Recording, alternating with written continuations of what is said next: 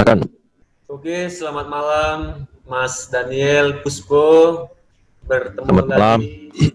Inilah perjumpaan kita ya pada hari ini bersama saya Uzia Gersanto Pranangin dan Brother Karis Desing Siregar. Jadi di sini akan saya mempertanyakan, mewawancarai Mas seputaran kisah dalam rumah tangga.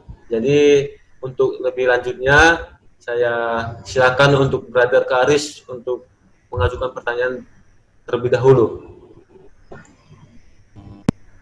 Oke, terima kasih buat kesempatannya.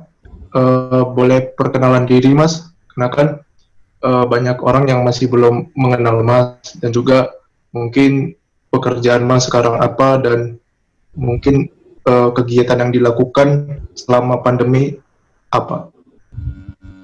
Ya, baik. Jadi, terima kasih juga untuk kesempatannya ini. Jadi, nama saya Daniel Puspo Wardoyo. Saya punya 1 istri, kemudian punya 3 anak laki-laki, ya. Kemudian saya pekerjaan saya melayani di satu lembaga namanya Perkantas. Jadi pelayanan saya adalah pelayanan siswa dan mahasiswa di Purwokerto. Jadi selama ini saya mulai hidup memenuhi panggilan Allah untuk melayani kaum muda. Nah, selama pandemi ini, pekerjaan atau pelayanan saya tetap masih berjalan seperti biasanya. Saya bahkan lebih sibuk, ya, seperti lebih dari biasanya. Kenapa? Karena justru sekarang jadi undangan-undangan untuk melakukan webinar di mana-mana jadi lebih banyak, lebih sering. Jadi dulunya harus pergi retret ke satu tempat, bahkan ke luar Jawa. Sekarang orang luar Jawa bisa meminta dan tidak perlu harus saya pergi jauh-jauh. Ya, termasuk saya sendiri pun juga melakukan pembinaan-pembinaan webinar yang saya adakan, terkhusus saat ini lagi concern dengan pembinaan tentang teman hidup ya, untuk kaum muda. Ya, nah selain itu juga pembinaan tentang kelompok-kelompok pemuritan, kelompok-kelompok kecil di kelompok PA juga yang saya adakan di dalam pelayanan saya. Kira-kira itu kesibukan saya di masa pandemi ini. Baik, terima kasih Mas atas perkenalannya. Mungkin langsung masuk ke pertanyaan saja. Bagaimana sih Mas pengalaman dalam berumah tangga Mas sendiri? Boleh diceritakan nggak Mas? Oke, kira-kira pengalaman apa nih yang ditanya ini? Mungkin pengalaman yang mungkin tidak kita ketahui dalam rumah tangganya Mas. Oke, baik. Saya rumah tangga atau menikah berarti memasuki tahun ini usia 18 tahun pernikahan. Jadi saya menikah tahun 2002. Ya, nah, memang dulu ketika memilih pasangan hidup saya, ya karena kemudian kami satu visi, kami bersama-sama dulu juga sebagai hamba Tuhan, melayani orang-orang muda, akhirnya kemudian terus kami memikirkan untuk membangun rumah tangga bersama-sama. Nah, kemudian di dalam rumah tangga kami, ya kami bersyukur, kami bisa menikmati perjalanan pernikahan kami, ya, di selama 18 tahun. Saya boleh mengatakan bahwa pernikahan kami itu satu pernikahan yang saya nikmati sekali. Ya, boleh jarang sekali kami atau bahkan mungkin saya sendiri lupa kapan saya konflik, ya.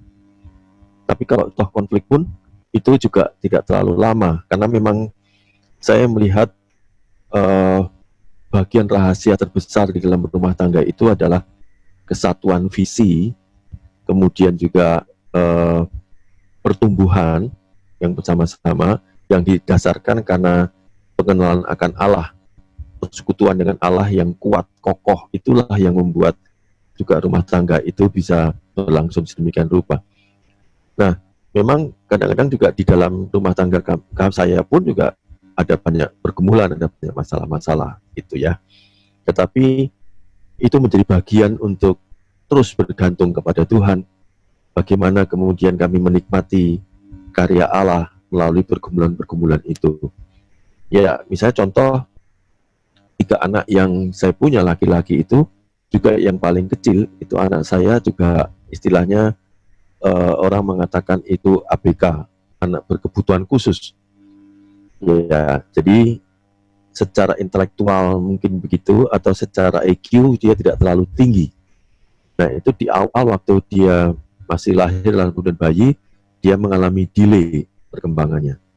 Ya, dan itu membuat kami juga terus merasakan betul bagaimana kami bergantung, kami saling mengingatkan untuk terus bisa menolong, melihat itu sebagai anugerah Tuhan di dalam rumah tangga kami. Kira-kira begitu.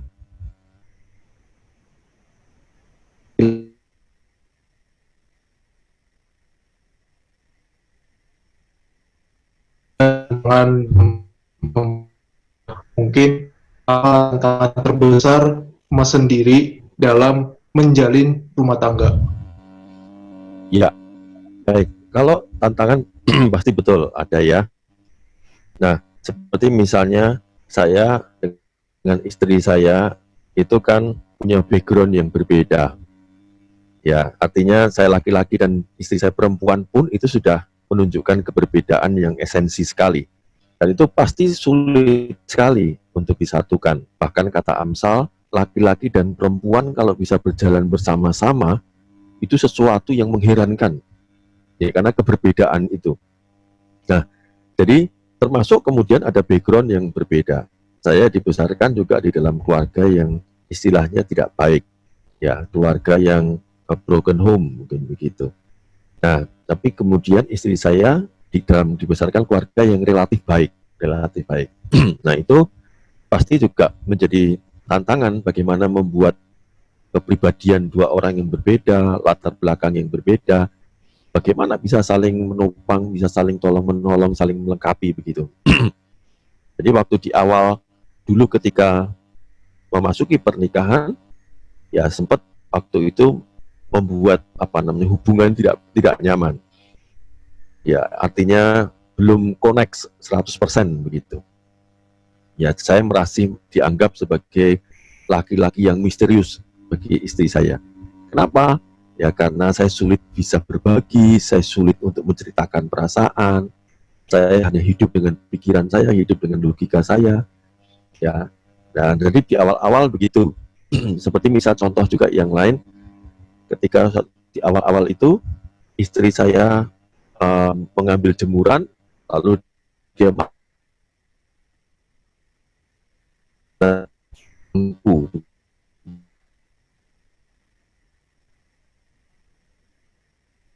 ya, tapi kemudian bertanya kenapa dia marah, lalu dia tanya kenapa saya dibiarkan sendirian capek-capek ngurusin pekerjaan rumah, mungkin begitu.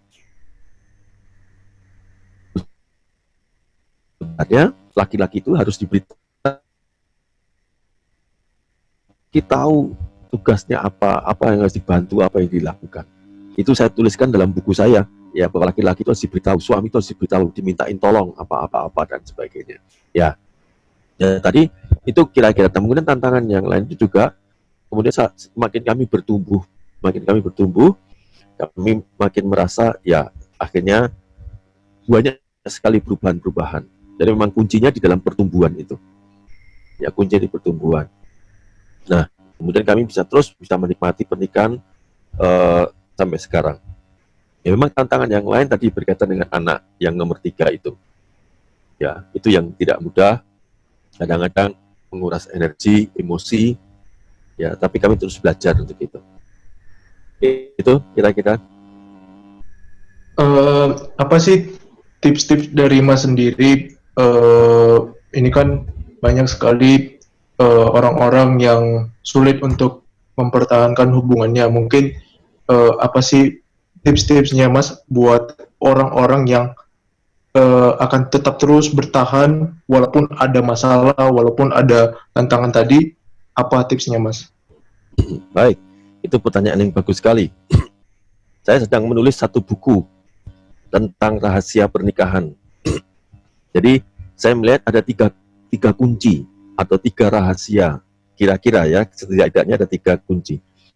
Yang pertama itu adalah mendapatkan orang yang tepat. Jadi sebelum pernikahan, itu sebenarnya cukup memberi pengaruh bagaimana kualitas pernikahan. Kehidupan sebelum pernikahan itu akan pasti memberi pengaruh kehidupan setelah menikah. Ya. Jadi itu pertama mendapatkan orang yang tepat. Nah, orang yang tepat itu pun sebenarnya ada rincian lagi, kriterianya seperti apa dan sebagainya. Nah, yang kedua itu adalah bagaimana mempersiapkan pernikahan. Jadi mempersiapkan pernikahan itu dimulai ketika orang dapat orang yang tepat, berpacaran, bagaimana orang membangun relasi, mengenal satu dengan yang lain, lalu mempersiapkan dalam artian mengenali kira-kira kehidupan pernikahan itu seperti apa.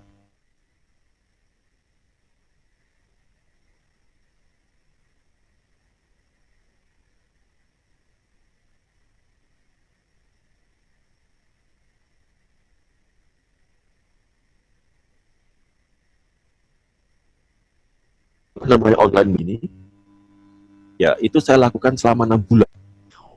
Jadi ada materi-materi selama 6 bulan. Kenapa harus begitu panjang melakukan konseling semacam itu? Ya karena kehidupan pernikahan itu begitu panjang sekali. Ya tidak cukup bimbingan pranikah hanya sehari, 2 hari, begitu. Tapi dibutuhkan waktu yang cukup. Ya. Lalu yang ketiga adalah bagaimana memelihara pernikahan itu sendiri. Ya, memelihara pernikahan sendiri supaya pernikahan itu sendiri jadi lebih baik. Jadi kemudian bagaimana di dalam pernikahan itu orang saling belajar, kemudian bertumbuh bersama-sama. Orang suami istri harus terus-menerus mau untuk konseling kalau perlu dan sebagainya. Kira-kira itu garis besarnya. Oke, Mas. Iya. Ini kan banyak anak-anak muda yang masih belum tahu cara atau mungkin kriteria-kriteria calon suami atau calon istri. Boleh nggak sih, Mas, berbagi tentang kriteria-kriteria apa saja yang menurut Mas untuk anak-anak muda dalam mencari calon suami atau calon istri? Ya, baik. Jadi saya berbicara kriteria ini dalam kaitan konteks ini ya, di kekristenan, setelah kekristenan. Ya, jadi yang pertama tentu orang itu harus sudah mengenal Tuhan dulu, atau orang itu anak Allah. Jadi anak Allah. Soalnya kalau bukan anak Allah, pasti akan tidak punya kehidupan rohani yang sama-sama. Yang kedua, orang itu harus bertumbuh. Ya, kalau dia sudah menjadi anak Allah, maka dia harus bertumbuh. Ya, bertumbuh untuk semakin serupa dengan Kristus, secara karakter, wataknya pun juga harus bertumbuh demikian rupa. Kenapa? Karena pernikahan itu sebenarnya sebagian besar kekuatannya itu ditopang dari pertumbuhan karakter. Jadi orang bisa bertahan di dalam pernikahan, orang bisa saling menolong itu ketika karakternya bertumbuh. Jadi adanya karakter yang baik yang bertumbuh itu yang sangat kuat pengaruhnya. Kemudian yang ketiga, punya satu visi yang sama. Punya satu visi, kalau orang bertumbuh, maka otomatis dia juga ingin melayani orang lain atau melayani Tuhan. Nah, itulah yang juga seharusnya menjadi kriteria yang dasar, ya. Selain ada kriteria-kriteria yang sekunder, ya, tapi kriteria primer itu yang menjadi pokok. Nah, kemudian kalau mungkin saya bicara secara umum tentang kriteria itu, yang penting adalah punya hati yang mau belajar. Punya hati yang mau belajar, dia dewasa, ya, orang yang bertanggung jawab, orang yang terbukti kalau laki-laki, dia bisa membuat keputusan. Membuat keputusan yang berdasarkan dari berbagai pertimbangan. Jadi tidak cukup hanya satu sisi saja, tapi punya banyak sisi, sehingga dia punya kemampuan untuk membuat keputusan dengan tepat, dengan baik, begitu. Ya. Jadi juga seorang laki-laki yang tidak mudah untuk menyerah. Ya. seorang laki-laki yang tidak mudah untuk patah semangat ketika ada persoalan, mungkin begitu. Ya, kalau perempuan ya pasti dia harus tunduk menundukkan diri kepada suami, kira-kira begitu. Ya, itu kira-kira secara garis besar. Dan saya ingin bertanya Mas, Ya. kebanyakan orang sudah memiliki fondasi yang kuat dalam berhubungan rumah tangga, tapi mengapa rumah tangga itu bisa hancur? Dan apa penyebabnya? Awalnya sudah memiliki fondasi yang kuat dalam membangun suatu hubungan itu, tetapi akhirnya mereka memiliki kehancuran. Apa penyebabnya itu, Mas? Ya, baik. Sebenarnya kalau berbicara tentang penyebab, banyak faktor sebenarnya ya. Tadi saya mengatakan di awal juga, bahwa seringkali persoalan rumah tangga atau persoalan di dalam pernikahan itu sebenarnya sudah dimulai sebelum pernikahan itu dimulai. Artinya apa? Akibat akibat yang terjadi dalam pernikahan itu sebenarnya sudah ada sebelum pernikahan. Jadi yang saya katakan bisa jadi karena orang yang salah memilih pasangan hidup. Jadi orang salah memilih pasangan hidup itu bisa menjadi masalah besar. Contoh misalnya, beberapa karakter yang perlu diwaspadai ketika memilih pasangan hidup. Misalnya, kalau orang itu sering melakukan kekerasan, bahkan ketika waktu masih pacaran pun, ketika dia marah, lalu dia memukul pasangannya, atau menganiaya pasangannya, entah mencubit, entah memukul, menganiaya, dan sebagainya, melakukan kekerasan. Nah, ini perlu diperhatikan, ini perlu dipertimbangkan. Apakah tepat dia menjadi calon pasangan hidup? Ketika masih pacaran pun dia masih kondisi begini, apalagi nanti di dalam pernikahan. Yang kedua adalah kecanduan. Orang-orang yang kecanduan, entah kecanduan judi, entah kecanduan dengan narkoba dan segala macam, dengan minuman keras, itu pun juga perlu dipertimbangkan. Ya, jadi orang perlu memikirkan hal ini. Nah, termasuk juga apakah selama ini orangnya pemalas atau tidak. Kalau dia sebagai seorang laki-laki, lihat apakah dia seorang laki-laki yang pemalas, ya, tidak mau bekerja keras dan sebagainya. Nah, itu persoalan yang tadi saya katakan. Yang kedua adalah yang sebelum pernikahan itu orang tidak saling mengenal sebelum memasuki pernikahan. Jadi kadang-kadang orang berpacaran hanya asal berpacaran saja, menikmati senang-senang, mungkin begitu ya, atau hanya nonton film, bioskop, makan ini, pergi ke sana kemari. Tapi relasi pacaran mereka tidak saling mengenal dengan dalam, tidak saling mengerti kepribadian, tidak saling mengenali latar belakang keluarga, tidak saling mengerti visinya, dan sebagainya, kebiasaan-kebiasaannya. Sehingga ketika pernikahan, maka kaget yang terjadi tidak seperti pada waktu pacaran itu. Nah, itu kira-kira sebelum yang seringkali saya lihat di dalam konseling-konseling yang saya lakukan. Sebenarnya banyak sekali persoalan-persoalan itu sudah ada sebelum pernikahan itu dimulai. Nah, ketika pernikahan itu sudah dimulai berjalan di sana, banyak kemudian orang-orang menjalani pernikahan itu menjadi eksklusif. Ya, mereka kemudian merasa rumah tangganya sudah jalan seperti normal-normal. Jadi mereka tidak lagi bergaul di dalam komunitas. Mereka tidak lagi mau belajar. Mereka tidak lagi punya kesempatan-kesempatan untuk konseling dengan orang, berbagi, dan sebagainya. Sehingga kemudian ketika ada masalah, mereka tidak tahu bagaimana memutuskan ketika dua sepasang suami istri kemudian konflik, tidak ada titik tengah. Tidak ada orang mentor atau orang yang bisa kepadanya dia bisa bertanya, gitu. Itu kira-kira. Ya, kita lanjut lagi. Menurut Mas, siapalah tokoh-tokoh Alkitab yang patut kita contoh dalam membangun sebuah rumah tangga yang baik, dan mengapa Mas memilih tokoh Alkitab tersebut? Boleh Mas jelaskan? Ya, yang tentu saja pertama saya melihat Maria Yusuf yang sebagai orang tua jasmani atau orang tua manusia Tuhan Yesus dilahirkan di dunia ini. Ya, Ya kenapa? Karena mereka adalah orang yang sebenarnya pada waktu mereka dipilih oleh Allah, tentu bukan sembarangan Allah memilih mereka untuk melahirkan Mesias. Pasti mereka ada di dalam kriteria Allah. Ya, kalau kita melihat seperti Maria itu hidupnya sangat melekat kepada Tuhan.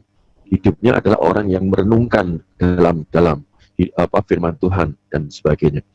Dan mereka adalah orang-orang yang rela berkorban, orang yang mau melayani, orang yang memberikan hidupnya kepada pekerjaan Tuhan. Jadi sampai akhir hidup mereka, ya istilahnya Yusuf meninggal duluan, kemudian baru Maria ya. Nah, tapi mereka saling menopang, saling tolong-menolong untuk sampai akhirnya mereka melahirkan Yesus itu. Ya, nah itu yang saya lihat tokoh yang saya kagumi dalam kaitan itu. Yang kedua itu saya lihat seperti Ruth dan Boaz.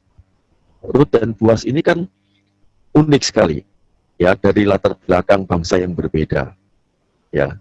Dan secara usia Boaz sangat lebih tua, ya, atau lebih tua, lebih banyak begitu. Tapi bagaimana Allah menyatukan mereka, bagaimana Allah mempertemukan mereka, dengan itu sangat begitu bagus sekali, ya. Dan kemudian bagaimana kemudian mereka menjadi nenek moyang dari Mesias. Nah, ini yang bagi saya berkesan, rumah tangga atau suami istri yang sangat baik hidupnya. Itu. Ya. Apa yang menyebabkan anak-anak muda zaman sekarang melakukan pernikahan dini, padahal umurnya dibilang belum cukup, tetapi mereka melakukan pernikahan dini? Mengapa itu bisa terjadi? Apa penyebabnya, Mas? Ya, saya pikir juga banyak faktor ya. Yang pertama tuh begini, kadang-kadang orang memiliki motivasi untuk segera menikah itu karena ingin melepas dari masalah. Karena berpikir pernikahan itu akan membebaskan mereka dari masalah. Padahal belum tentu. Bisa jadi ketika menikah justru menambah masalah baru. Contoh misalnya mereka kadang-kadang berpikir dengan pernikahan itu akan membebaskan mereka dari masalah ketika ada di rumah.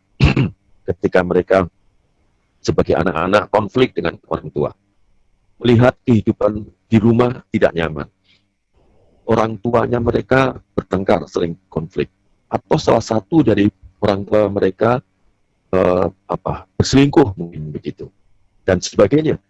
Itu membuat rasa tidak aman bagi anak-anak di rumah. Ya. Lalu kemudian anak-anak ini berpikir cepat-cepat keluar dari rumah itu dengan cara bagaimana? Ya cepat menikah. Tetapi seringkali juga mereka tidak tahu bagaimana kehidupan pernikahan yang akan dihadapi. Mereka tidak mempersiapkan dengan baik. Sehingga terjadi persoalan ketika dalam menikah, mereka kemudian kecewa. Ya.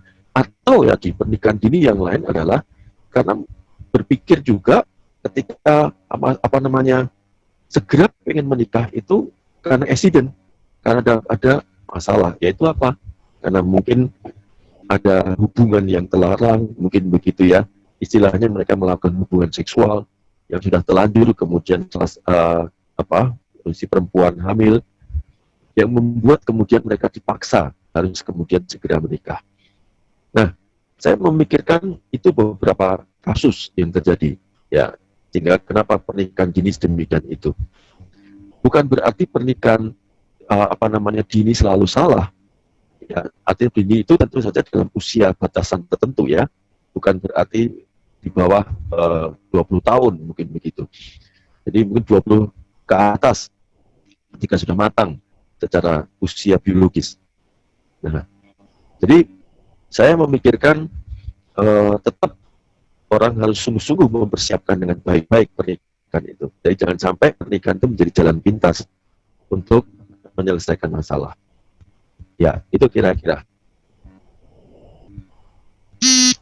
Mungkin pesan dari Mas sendiri buat anak-anak muda yang sedang berumah tangga, dan juga pesan bagi orang-orang yang sudah lama menikah. Apakah ada pesan yang ingin Mas sampaikan? Boleh disampaikan, Mas?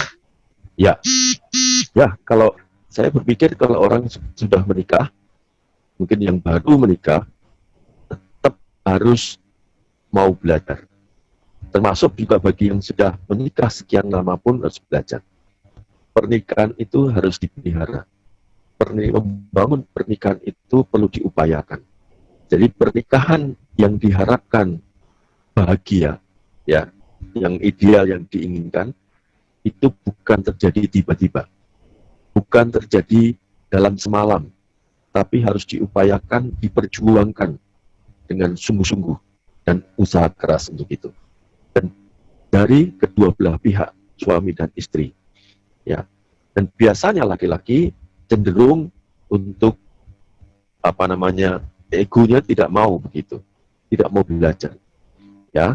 Jadi maka itu saya berharap sekali supaya tetap sebagai suami maupun istri terus mau belajar.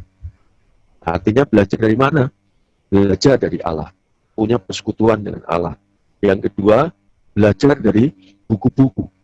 Buku-buku yang bisa dibaca, bagaimana tentang membangun rumah tangga, pernikahan, dan sebagainya. Terus belajar dari orang. Ya, ikut seminar, perlu belajar, ikut webinar, mungkin juga bisa konseling, bisa bertanya kepada orang, memiliki mentor pernikahan, gitu. Kemudian juga saling memahami suami istri itu, ya, saling memahami, saling mengerti, ya, untuk menjaga relasi di antara mereka berdua. Ya. Itu kira-kira pesan-pesan saya. Mungkin ada tambahan dari Usia atau pertanyaan terakhir? Kalau dari saya sudah cukup, tapi saya sampaikan terima kasih banyak kepada Mas Daniel yang boleh meluangkan waktunya untuk bisa berdiskusi bersama kami dan orang-orang yang akan menonton video ini. Biarlah melalui video yang kita buat ini, biarlah mereka bisa termotivasi dan menjalani suatu hubungan rumah tangga sebelum melakukan pernikahan. Misalnya anak-anak muda yang mau melaksanakan hubungan rumah tangga, biar mereka paham terlebih dahulu apa tips-tipsnya dan apa penyebab kegagalan dalam berumah tangga itu. Itu saja dari saya. Buat Karis, gimana? Mungkin boleh sampaikan nggak sih Mas pesan-pesan buat istri Mas supaya mungkin istri Mas bisa melihat bahwa bukti kasih sayang Mas kepada istri Mas. Boleh nggak disampaikan pesan-pesannya? Kalau boleh yang romantis lah Mas. Iya. Ya, pesannya apa ya? Yang jelas istri saya itu menjadi bagian penting dalam hidup saya. Boleh dikatakan kalau misalnya dia tidak ada sehari saja, saya sulit sekali. Saya merasa kehilangan.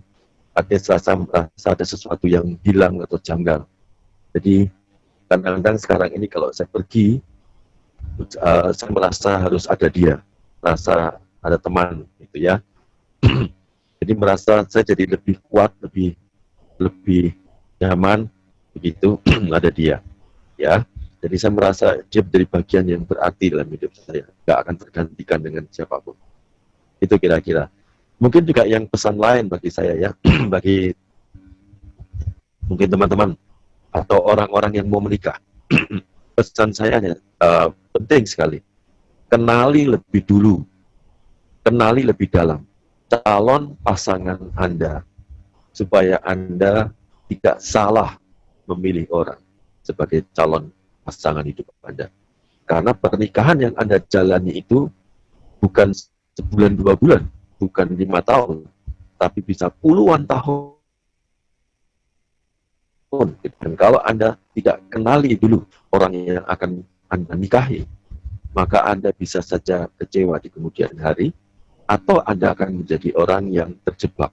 Kenapa? Karena Anda ternyata mendapatkan orang yang salah. Jadi kenali, dan kalau mengenali berarti harus butuh waktu yang cukup. Maka itu tidak cukup orang kenal selama hanya beberapa bulan lalu menikah. Pacaran juga tidak cukup hanya sebulan 2 bulan, tapi cukup dan pacaran pun harus dengan baik untuk saling mengenali. Itu kira-kira Usia dan Karis. Ya Mas, mohon izin Mas, berhubung kita sudah mengakhiri acara ini, diskusi kita online saat ini, mohon izin Mas bilang jangan lupa like, komen, share, dan subscribe Mas. Bisa Ya. tolong disampaikan melalui video ini Mas, biar Oke. banyak orang nonton dan mensubscribe channel kami. Oke, baik. Teman-teman atau semua yang menyaksikan tampilan ini, jangan lupa bisa like, share, bisa subscribe ya channel ini. Ya, Oke. channel Duo Laki ya, channel Duo Laki. Channel Dua Laki. Oke. Pokoknya mantap. Ya, mantap. Yang terbaik diberikan buat Ya. para penonton atau orang-orang yang akan melihat tayangan ini. Iya, betul. Oke Mas, terima kasih atas waktunya dan sekian dari saya juga dan kembali ke Usia. Ya, Ya, terima. kita sudah di ujung diskusi kita ini. Jadi jikalau saya ada kekurangan sesuatu, saya minta maaf atau ada perkataan yang tidak mengenakan dalam diskusi kita selama 30 menit ini, biarlah ini menjadi pelajaran kami ke depannya untuk memperbaiki diri. Itu dari saya. Ya, nggak ada salah baik.